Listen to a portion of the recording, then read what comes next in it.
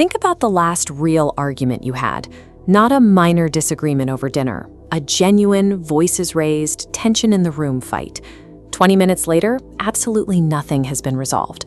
The original topic is completely forgotten, replaced by 3 brand new grievances, and both of you are leaving the room feeling significantly worse. But the most unsettling part is that this exact same fight happened last month, and 6 months before that. It plays out on a constant loop. These cycles are driven by a specific psychological mechanism, one that functions independently of how much 2 people care for each other or how well they usually communicate.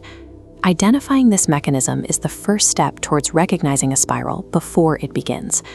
In the 1970s, psychologist John Gottman launched what would become a 40-year study at the University of Washington, observing thousands of couples in conversation. His team didn't just record what people said. They measured real-time physiological responses, tracking heart rates, facial expressions, and vocal tones as the couples argued. This data visualization highlights their most uncomfortable finding. 69% of all relationship conflicts fall into this dominant block. They are never resolved. They simply recur across the entire lifespan of the relationship. Couples who stay together don't actually fix all their problems. They just figure out how to manage the 69% of conflicts that defy a permanent solution. Every argument you have actually takes place on 2 completely different layers at exactly the same time. The first is the surface layer.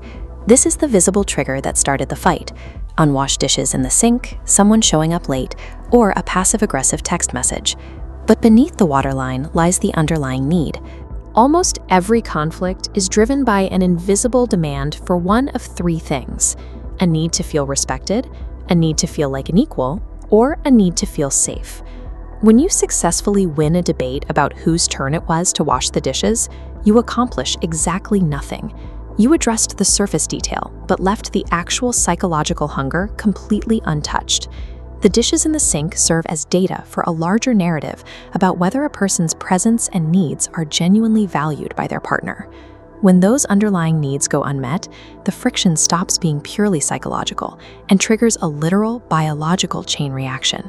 In intense frustration, the brain's threat detection center, the amygdala, activates, registering emotional conflict as physical danger.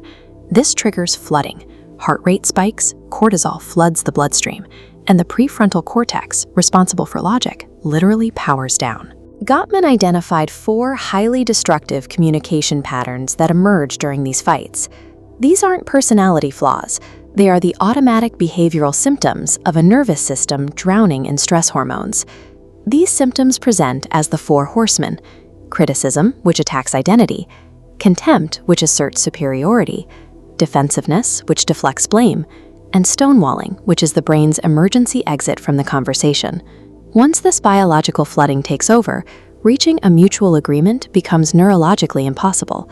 You are no longer debating a rational adult. You are trying to reason with a terrified nervous system. The couples who consistently manage to step back from the edge of a fight share one distinct habit. They stop responding to the words being spoken and start responding directly to the underlying need. Through decades of clinical observation, researchers identified one highly effective sentence that breaks the cycle. "It sounds like you're feeling blank, and that matters to me." By explicitly naming the underlying need, you send an immediate signal of safety to your partner's amygdala. Their heart rate begins to fall, and cortisol starts to clear. You are providing neurological validation. You are transforming a perceived threat into a safe environment, which gives them prefrontal cortex the permission it needs to turn back on. You aren't admitting you are wrong, and you aren't offering a premature apology. There are strict biological limits to this tool, starting with timing. If your partner is already fully flooded, no combination of words will reach them. This chart plots exactly why. Once cortisol spikes, it takes the human body 20 full minutes to process those threat chemicals and return to a biological baseline. You have to take a break and let the clock do the work. The second rule is authenticity.